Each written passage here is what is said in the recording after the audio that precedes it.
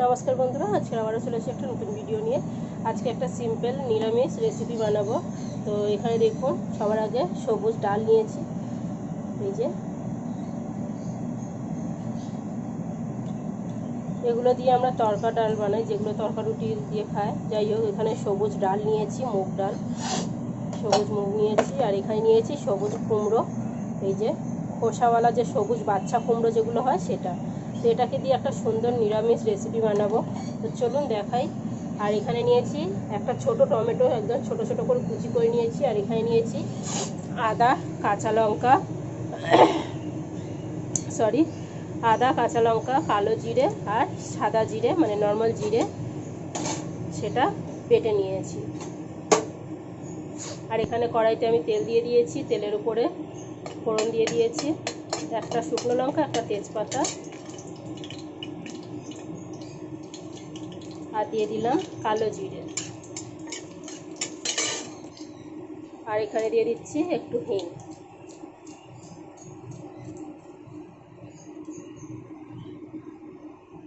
এবার আমি এখানে ফোড়নটাকে বেশ ভালো করে নেড়ে চেড়ে ডালটাকে আমি সেদ্ধ করে নিয়েছি, হাফ সেদ্ধ করেছি, মানে পুরোপুরি ফেটে যায়নি, আবার সেদ্ধও হয়ে গেছে। এখানে দিয়ে দিলাম এবার সবুজ কুমড়োগুলো, বাচ্চা কুমড়ো, একটুখানি তেলের সাথে ভালো করে নাড়াচাড়া করে কষিয়ে নেব। এখানে এবারে দিয়ে দিলাম টমেটো কুচি আর বেটে রাখা মশলাটা। এখানে নুন আর ঘরোয়া মশলা বলতে শুধু হলুদ গুঁড়োটাই এখানে দেব, আর কিছু না। ডাল সেদ্ধ করার সময় আমি নুন হলুদ কিছুই দিইনি, তাই নুনটা নিজেদের পছন্দ মতো দিয়ে দেব।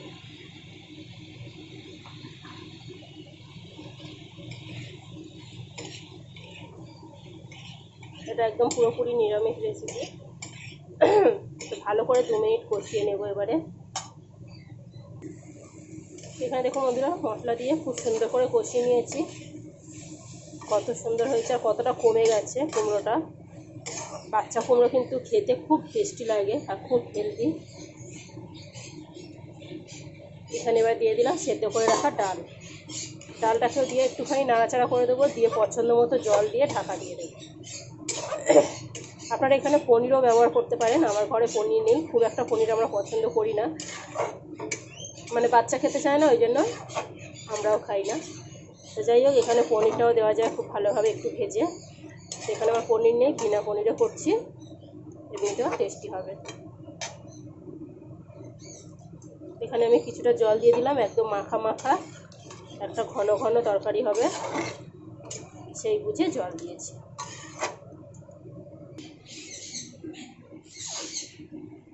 এখানে দেখুন বন্ধুরা, আমার সবুজ সবুজ তরকারি একদম রেডি।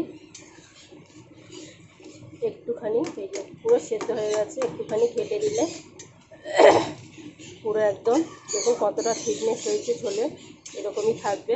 খুব বেশি মোটা না, খুব বেশি পাতলা না, একদম মিডিয়াম। এবার আমি নামিয়ে নেব, আমার রেসিপি কমপ্লিট। আজকের ভিডিওটা কেমন লাগলো বন্ধুরা, অবশ্যই আমাকে একটা লাইক কমেন্ট শেয়ার করে জানাবেন। ভালো লাগলে আমার চ্যানেলটাকে সাবস্ক্রাইব করবেন। আর বন্ধুদেরকে অনেক অনেক ধন্যবাদ আমার ভিডিও দেখার জন্য। আমি এবারে নামিয়ে নিচ্ছি। এখানে দিয়ে দিলাম একটু স্বাদের জন্য, একটু মিষ্টির জন্য চিনি আর একটুখানি ঘি।